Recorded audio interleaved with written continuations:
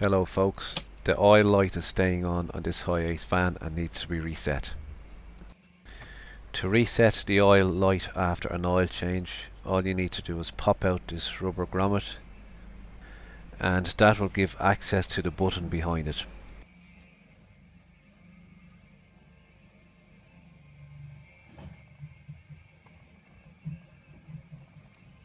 Here's a closer view of the reset button.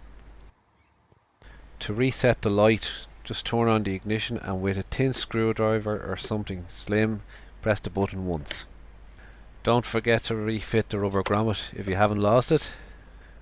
That's all there is to it, folks. Thanks very much for watching.